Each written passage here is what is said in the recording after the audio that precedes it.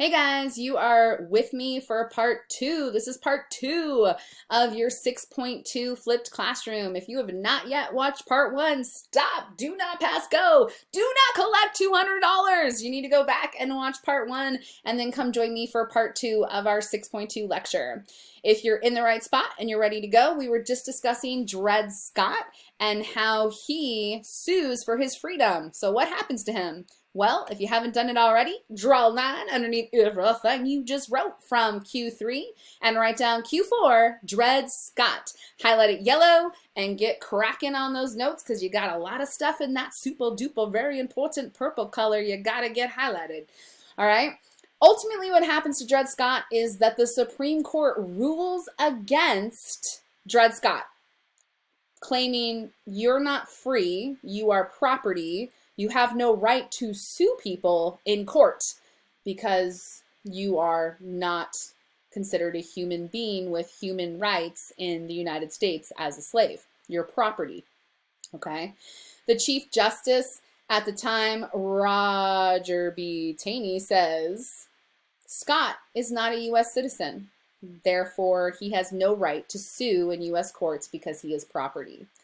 All right, here's a couple of things you need to understand. Okay, because most of you at this point are like, oh, he lost his case, bummer. But you need to look a little deeper and get why this is important, okay? So what does this ruling actually mean? What does it change? Why does it matter? Okay, so look at what the ruling meant section. All right, so free states are forced to accept slavery if slaves were brought into their state, like Dred Scott was. He spent almost 20 years in free areas. Why is he still a slave if he's in a free state? Okay, so this is legally now binding. Hey, if you're a slave and you're taken to a free area by your master, you're still a slave. Okay, 2, the Republican Party, who is, remember, the anti-slave party, okay, they are trying to prevent the expansion of slavery into new territories. This ruling is saying, nope, that's unconstitutional. You can't prevent slavery because if they're a slave and somebody moves there with them, they're still a slave. So in essence, it's kind of saying any anti-slavery attempts should be thrown out the window. What? Right? That's a big deal. Okay. Another thing is saying, hey, the Missouri Compromise, yeah, that thing, that's unconstitutional because you can't say slaves can be here, but they can't be up here. Okay. Yeah. So they're overturning famous legislation. All right. Also, it's saying that, hey, that whole popular sovereignty you guys have been so fond of lately, like, hey, let's let the people decide. Go ahead and vote if your territory should be slave or free. Yeah, that's illegal. Because again, if I bring slaves into the territory, they're still my slaves. So therefore, slavery is allowed in every territory, is pretty much what this decision is saying. So I'm sure you can imagine that the Southern culture is like, woo, woo, party over here. Yeah, big win for us. And the Northern people are like, what in God's name just happened? Okay, yeah, so this was another big thing that's going to end up making that pot boil over pretty soon and lead us into war, guys, because this is a big game changer. This is a huge win for the South. So they're thrilled and Northerners are ticked off. Okay, so highlight, highlight, highlight. Pause if you're not ready because you're going to draw a line underneath everything you just wrote all the way across your page. Give yourself a left-hand side question, and here we go. Of course, there's video clips. Pick and choose, pick and choose. Watch at least one. This is one of the most famous court cases in all of American history. Okay, watch one.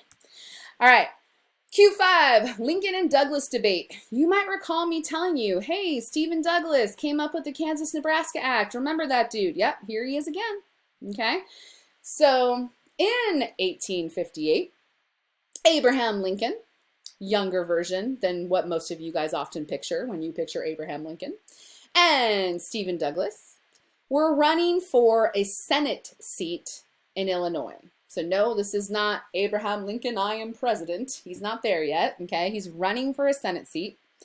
And they have very different viewpoints on how our country should proceed. Lincoln argues that slavery is morally wrong. It is a crime against nature and humanity and the Bible. Like, it is just not okay, according to Lincoln. However, he understands that he can't spout like, oh, slavery should end immediately. That's not going to win you any votes in politics, okay? So Lincoln says it is morally wrong and we need to limit it to where it already exists. So Lincoln comes into his political career not like, end slavery immediately. It's more like, hey, it is wrong and we shouldn't let it expand. Okay, so keep that in mind. Lincoln's mind will change over time. He will get to the point where it needs to end everywhere immediately, but it doesn't start off that way. It's like, yeah, it's wrong, and we shouldn't let it expand any more than where it already exists. That's Lincoln's deal. Okay, Douglas, on the other hand, was more open to the possibility of slavery possibly expanding and letting every territory or state that came into the Union, the U.S., all right, decide through popular sovereignty, which remember is voting, okay? Let them vote for themselves. Do they want slavery or not? Let the people decide. Not necessarily a bad answer either, okay? But they disagree. So Lincoln's like, don't let it expand anymore. And Stephen Douglas is like, no, it can expand, but we should vote on it. Like, the people should say.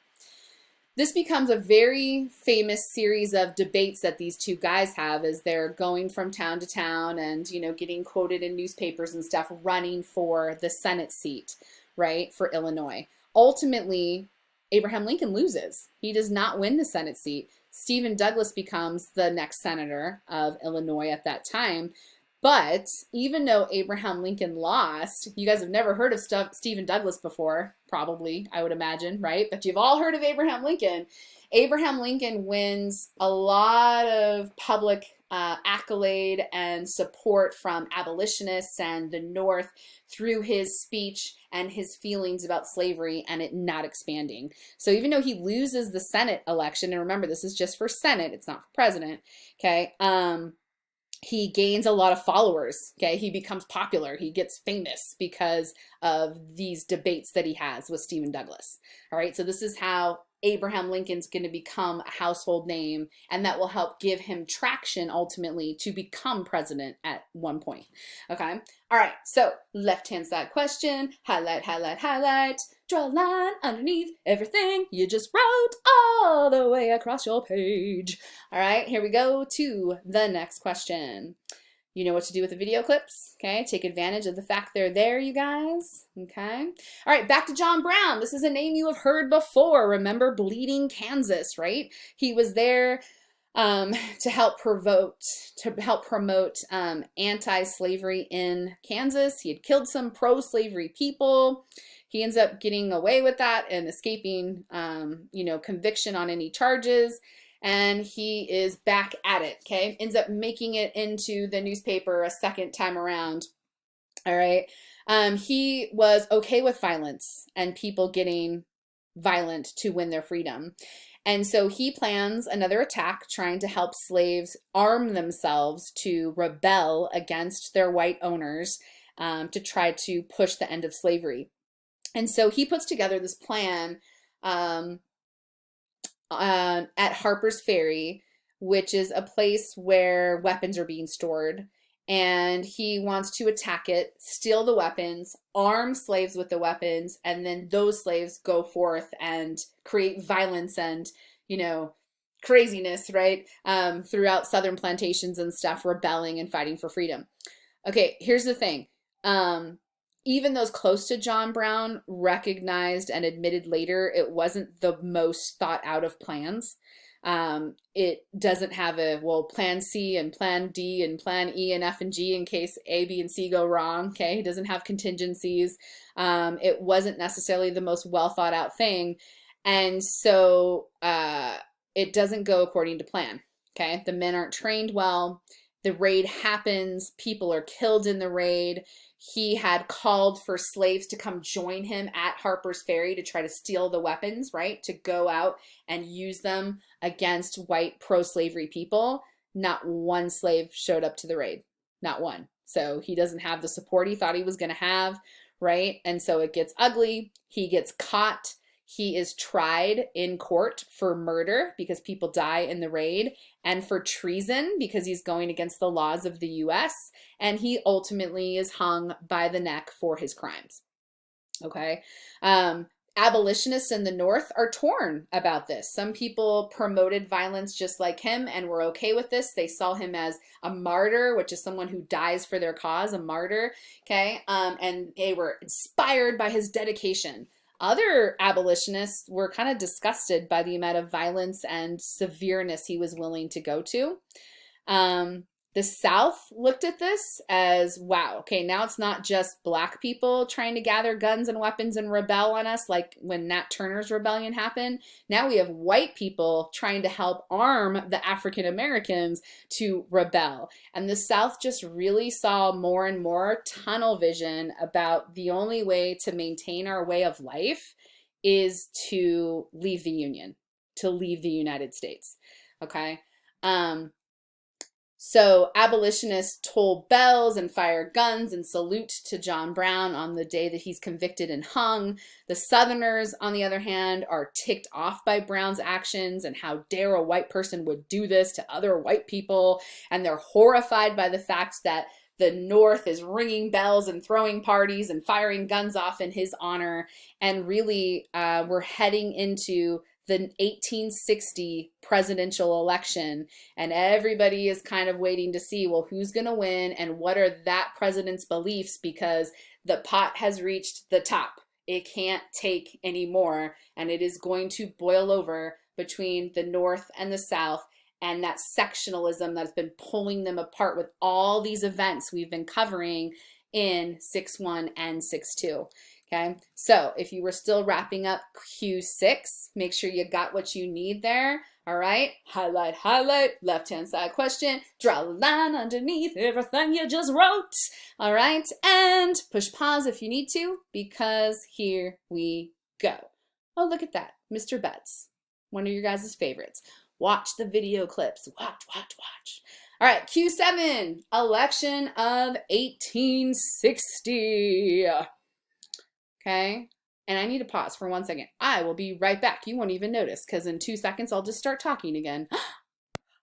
Okay, remember a second ago there was a PowerPoint slide. It's gone. Oh my gosh. All right, I just wanted to show you guys the presidents to remind you how we get to this point of the 1860 election. And I typed it in, like, give me the presidents in order. And of course it wants to tell you the most recent one down to the first one. So it looks kind of backwards, but I'm going to show you anyways. So we've got George Washington, right? George Washington, #1. John Adams, #2. Thomas Jefferson, #3. James Madison, #4. James Monroe, #5. Remember Madison before Monroe alphabetically, right? So Monroe was #5. #6, John Quincy Adams, John Adams' son, right? So John Quincy Adams. #7, Andrew Jackson, Trail of Tears. #8, Martin Van Buren, who gets blamed for the Panic of 1837. Poor dude, right? And then we've got William Henry Harrison, who dies 1 month into office. Poor guy. And then we've got John Tyler, who takes his place. All right. Then we've got James K. Polk, who's president during the Mexican-American War. And then we had Zachary Taylor, who takes over when Polk dies, and Zachary Taylor, oh wait, just kidding, Polk doesn't die. He decides not to run again. Haha, my bad.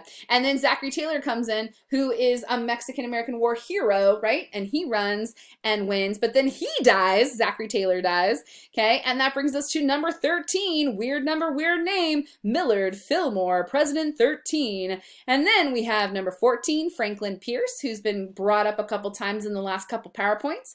We got James Buchanan, who's also made an appearance in the last couple PowerPoints. And now we're at the election of 1860, which is going to get us eventually, when he wins, to Abraham Lincoln, who will take over in 1861. Okay, so there's your presidents for you in case you had forgotten. All right, now I got to push pause and go back to the PowerPoint slide. So hold that thought. And we're back. Okay, so we get to the election of 1860. Abraham Lincoln will ultimately win this and become the 16th president of the United States. When he runs, he's going to run against 4 men and ultimately will win, all right? And we'll discuss that a little more in depth in the next part of this PowerPoint flipped classroom. So I'll see you there.